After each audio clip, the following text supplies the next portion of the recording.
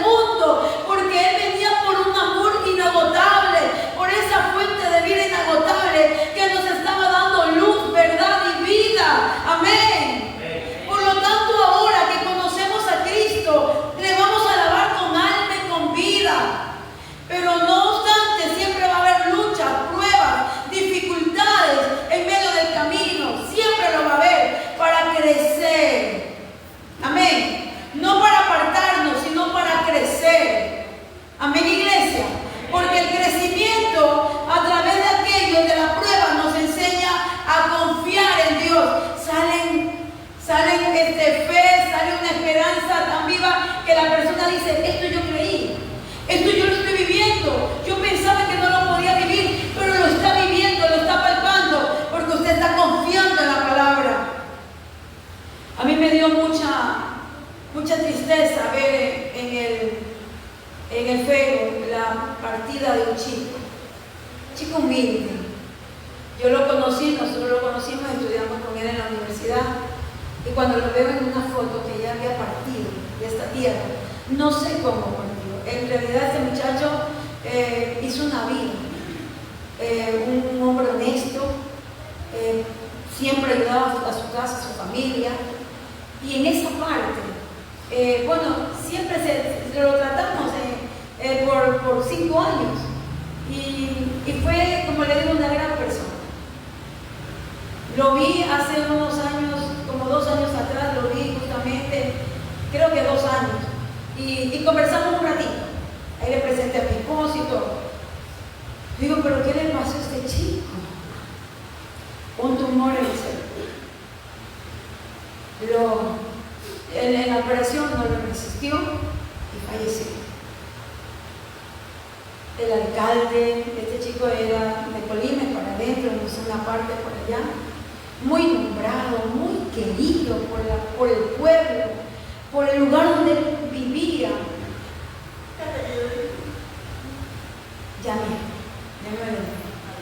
Un chico muy estimado. El alcalde mandó las notas de pesar, mandaron todas las personas. Dicen que mi amiga me contaba que mucha gente fue, porque ella lo vio por el WhatsApp. Pero yo les digo algo en todo esto que me da mucha tristeza, porque personas buenas, personas que no han hecho daño, pero que no conocieron a Cristo.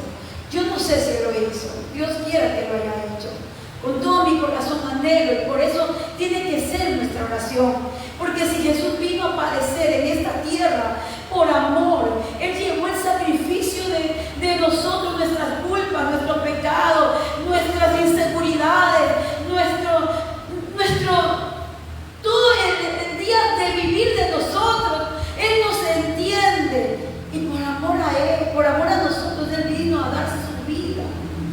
Ya le explicaba, mandaba profetas, le decía a mi pueblo se ha apartado, yo los amo, pero no tienen un corazón sincero. Ahora entrega lo más preciado, el Padre entrega a su Hijo.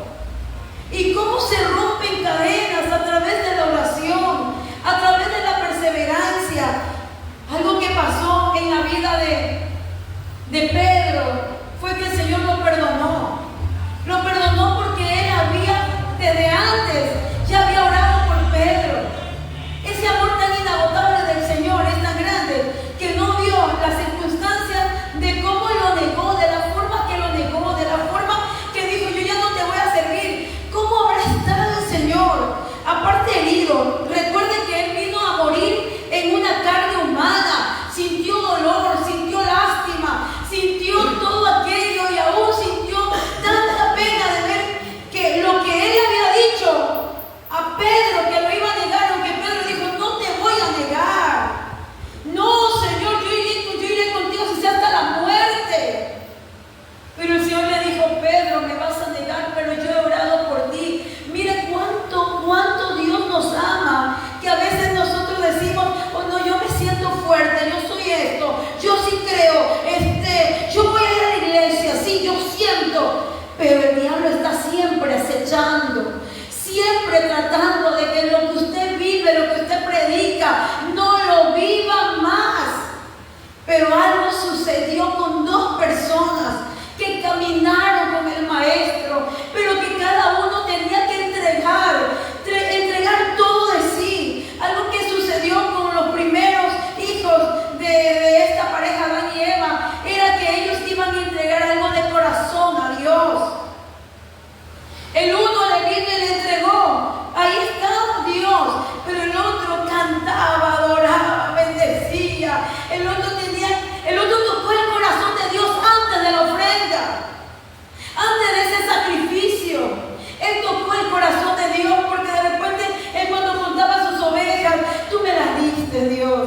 te voy a dar lo mejor. Tú me diste esto, pero el hermano estaba de la otra forma, de otra manera, de otra forma, veía las cosas diferentes, hasta el punto que lo llegó a matar. Pero él se fue con Cristo, y el otro fue errante, a tal punto que fue errante que su vida terminó sin fe y sin esperanza.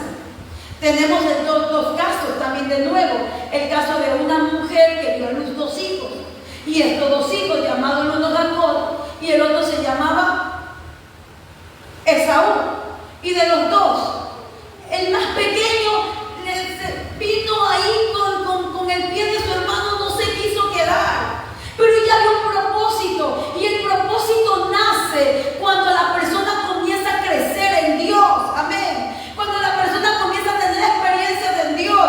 Yo no quiero ser de los de Saúl, yo no quiero ser de los de Caín, yo no quiero ser de los de Judas, yo quiero ser de los que claman y que viven en Cristo Jesús con amor, con temor, reconociendo el amor inagotable de Jesús que vino a esta tierra para dar vida y vida en abundancia. Pero todo viene de esta manera. Por eso en la condenación en la que se estaba viviendo, el Señor decía, mira, hay los que van a estar condenados y los que van a estar en esta parte.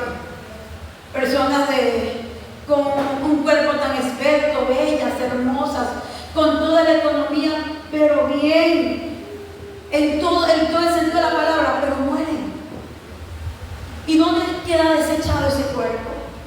¿Dónde termina ese cuerpo? Termina en un cementerio y termina comido de gusanos hasta el punto que no queda absolutamente nada de lo que un día esa carne estuvo ahí en ese lugar. Y todo esto, ¿por qué, amada iglesia? Porque se tiene que reconocer que Dios es nuestro Dios y que nuestra mirada está en Él, que nuestros sueños están en Él, y todo lo que hagamos, vivamos para agradar a nuestro Dios en todo momento. Amén. Y a su nombre. Cuando le dice plata desechada los llamarán, porque Jehová los desechó. Una persona que se aparta del Señor es una persona que no tiene ya esa misma vibra en Dios, esa misma unción. Ya todo le parece igual, y todo lo que el mundo les ofrece va y se embriaga a tal punto que termina tirado en el mundo, desechado. Porque desechan lo más grande que es Dios. ¿Qué pasó? Vámonos al libro de Mateo capítulo 26. El libro de Mateo, el capítulo 26. El versículo 75. Cuando ya lo tienen me dicen amén. El versículo 75 del capítulo 26. La Biblia dice, entonces Pedro se acordó de las palabras de Jesús que le había dicho, antes que cante el gallo, me negarás 3 veces. Y saliendo fuera, lloró amargamente. Para la posición de Pedro no era fácil.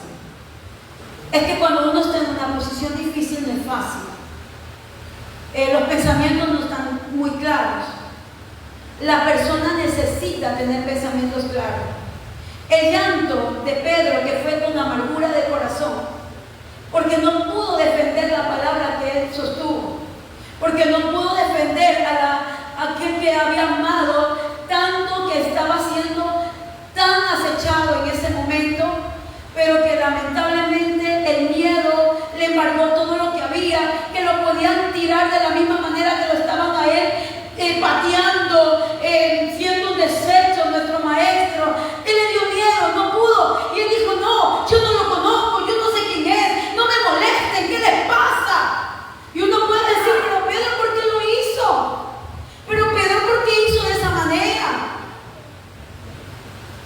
En la posición de Pedro, en la vida de Pedro, estaba sucediendo algo tremendo, una lucha interna.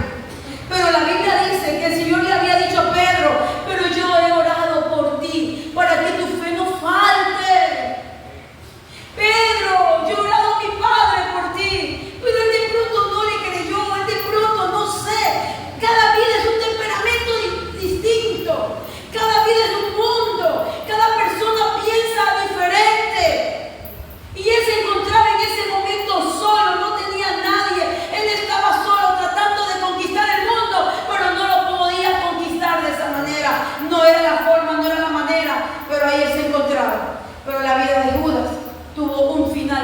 existe. Y la Biblia dice en el capítulo 27, el versículo 3 al 5.